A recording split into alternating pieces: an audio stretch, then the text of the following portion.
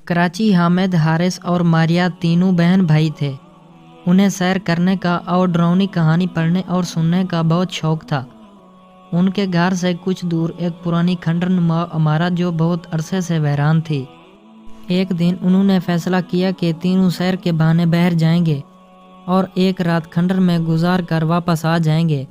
अम्मी अब्बू को तो असल बात नहीं बताई जा सकती, वरना वो मना कर देते।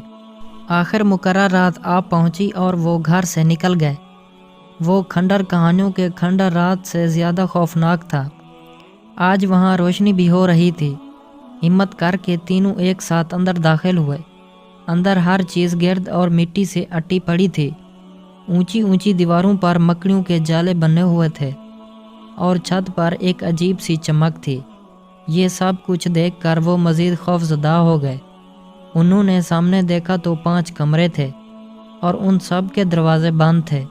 हारिस एक कमरे की तरफ बढ़ा और दरवाजे को धकेला तो वो एक हल्की सी चुरमुराहट के साथ खुलने लगा।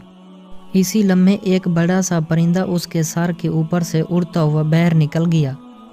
हारिस चीख कर पीछे हटा और उसने ऊपर देखा। पूरी छत पर चमगादड़ें लटकी हुई थी।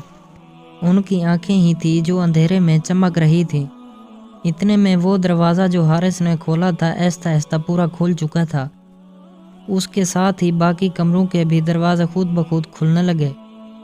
वो तीनों बाहर निकलने के लिए मुड़े तो देखा कि बड़ा दरवाज़ा इंतहाई खामोशी के साथ बंद हो चुका था।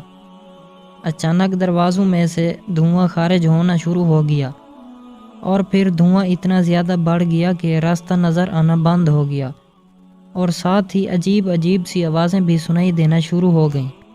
अब अजीब सा हौला उनकी तरफ बढ़ रहा था। उन्होंने डर के मारे दरवाजे की तरफ दौड़ लगाई।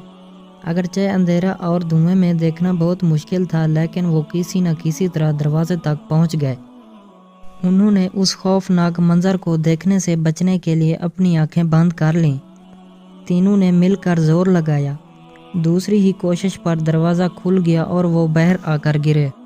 दोस्तों, उम्मीद करते हैं आज की छोटी सी वीडियो आपको बहुत पसंद आई होगी। अगर वीडियो पसंद आई है तो इसको लाइक कर दें।